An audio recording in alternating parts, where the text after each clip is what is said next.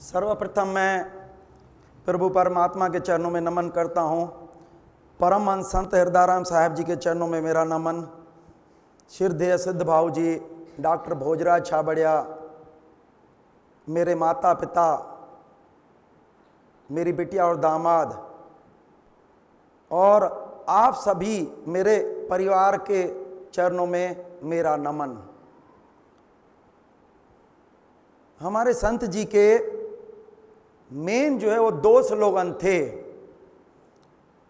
मानव सेवा माधव सेवा। वो बोलते थे कि अगर सही में आपको जीवन मुक्त करना है, यहाँ प्रभु के दर्शन करना है, तो आपको सही में जो दर्शन होंगे ना, वो दुखी मानव के उनको लाभ देने के बाद ही आपको सच्चे भगवान के दर्शन मिलेंगे।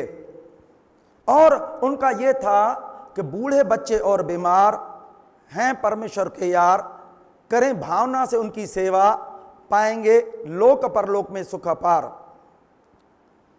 भावना चाहिए।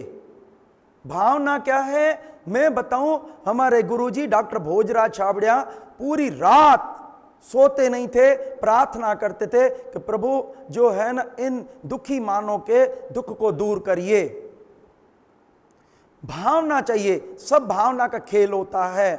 और जे संत जी की जो भावना थी और भाऊ सिद्ध भाऊ जी की जो भावना है, जो ये केंद्र है ना, केंद्र हम देखते हैं कि इतने असाध्य रोगी जिनका हम सोच भी नहीं सकते हैं कि उनका कहीं इलाज है, यहां से निरोगी होके जाते हैं।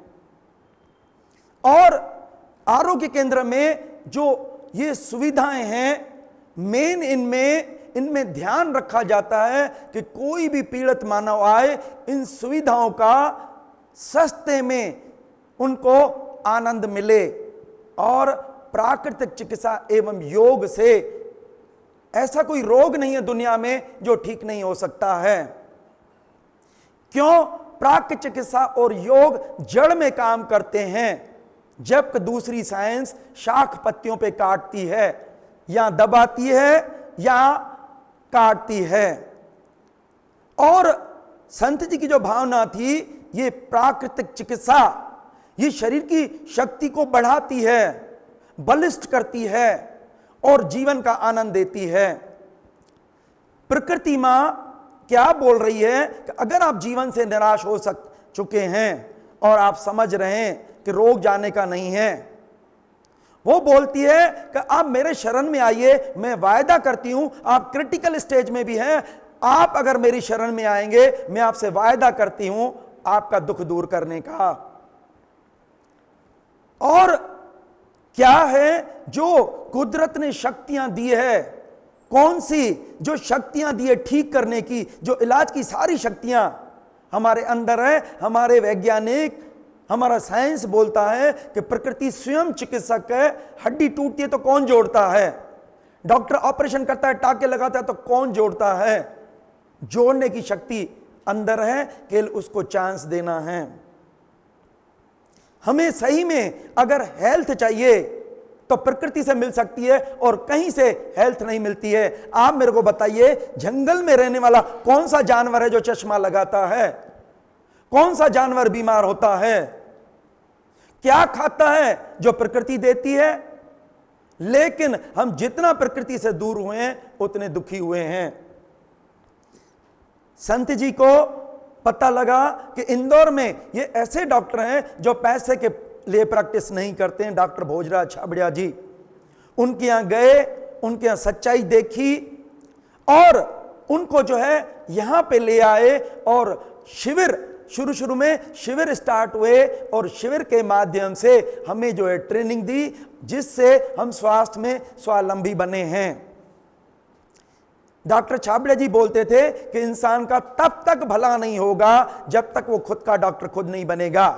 वो बोलते थे बीमारी हमारे गलत आचार विचार व्यवहार, आहार, गलत भोजन, गलत सोच, गलत रहन सहन तथा गलत कर्मों का परिणाम है। जाने अनजाने में हम अच्छे भी कर्म करते हैं और बुरे कर्म भी करते हैं। जब अच्छे कर्म का परिणाम आता है तो लगता है अरे ये ऐसे क्या, इतना तेजी से हम ये कैसे निरोगी हो रहे हैं। और मैं बता रहा हूं, बोलते थे जब आप किसी को दुख देंगे तो परिणाम आपको बीमारी के रूप में मिलेगा। प्राक चिकित्सा में वह व्यक्ति आता है और लाभ लेता है जिसका कोई पुण्य उदय हुआ है। और बोलते थे अज्ञानी बीमारियों का कारण है, ज्ञान होने के बाद दोबारा बीमार नहीं होना। वो बोलते थे ये जो अपक्वाहार है ये एक अचूक उपाय है। वो बोलते थे आज मैं वर्ल्ड का बेस्ट डॉक्टर इसलिए हूं और इसके अलावा बेस्ट डॉक्टर ही नहीं हूं।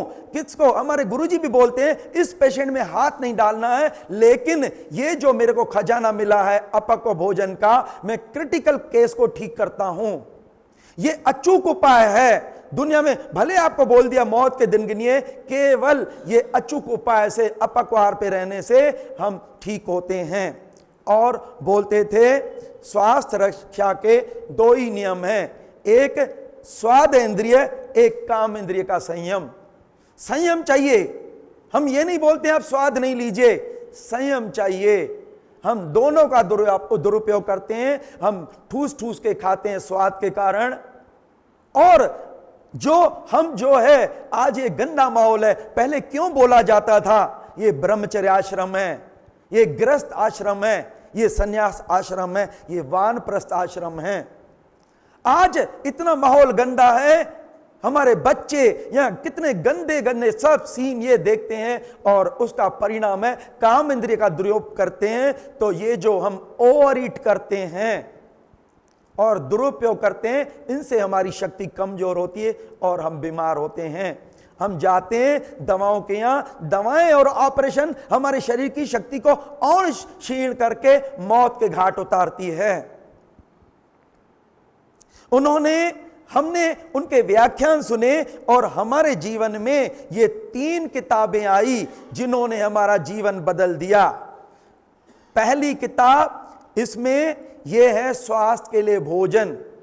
इसमें बताया है कि विचारों का स्वास्थ्य पे क्या प्रभाव पड़ता है।